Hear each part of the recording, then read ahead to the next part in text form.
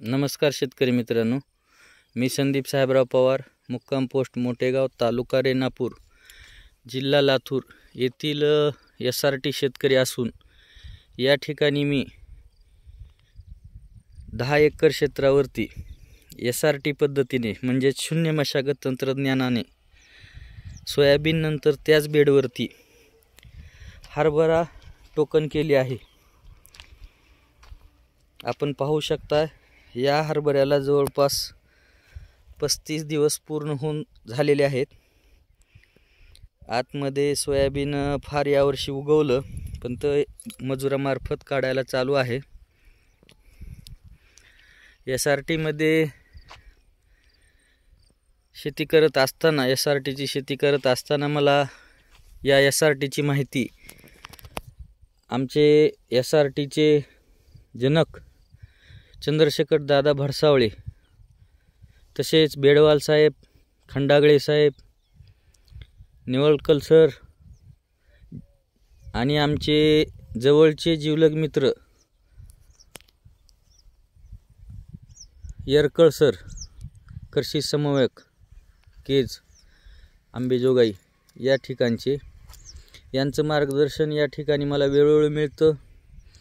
मी SRT शेती तर करतोच, पण SRT सोबत मी या ठिकाणी हरभऱ्यासाठी किंवा हंगामी पिकांसाठी जीवामृत आणि वेस्ट डिकंपोजर याचा वापर पण करतो आणि शिफारसीत खत मात्रा, रासायनिक खत मात्रा या पण वापरतो।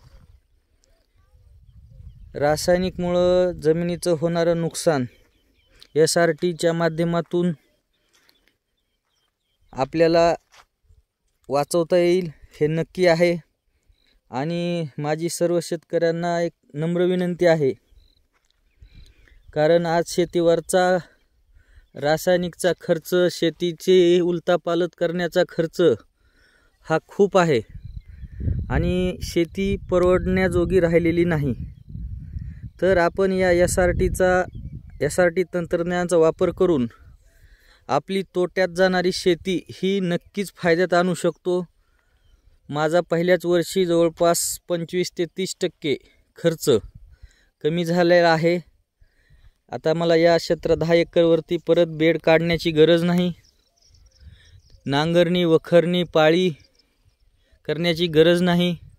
ज्या शेतकऱ्यांना वाटतंय की SRT मध्ये तणनाशकाच्या वापरामुळे जमीन खराब होते, अशा शेतकऱ्यांना माझं एकच म्हणणं आहे, एकदम सेंद्रिय केलं तर जमिनीला लागलेली रासायनिकची सवय ही अचानक बंद केल्यामुळे जमिनीमध्ये तोटा होतो शेतीमध्ये आणि शेतकरी सेंद्रिय शेतीला नाव ठेवतो।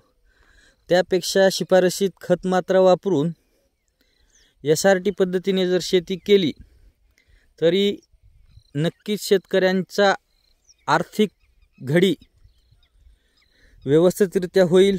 हे SRTने मला सिद्ध करून दाखवलेलं आहे पहिल्याच वर्षी। आणि मी माझं सुरुवात 10 एकर क्षेत्रावरती केली आणि मी हळूहळू माझं जवळपास 40-45 एकर क्षेत्र हे पूर्णतः SRT खाली आणणार आहे, हे नक्की आहे।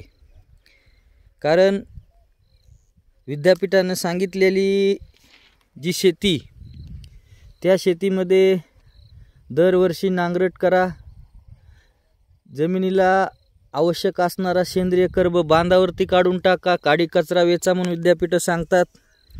पण जमिनीचा सेंद्रिय कर्ब वाढवण्यासाठी SRT मध्ये जमिनीची जे पिकाचे अवशेष आणि खालची मुळं हे जमिनीलाच अर्पण केली जातात आणि ते अर्पण करणं आपलं परम कर्तव्य आहे असं मी स्वतः समजतो।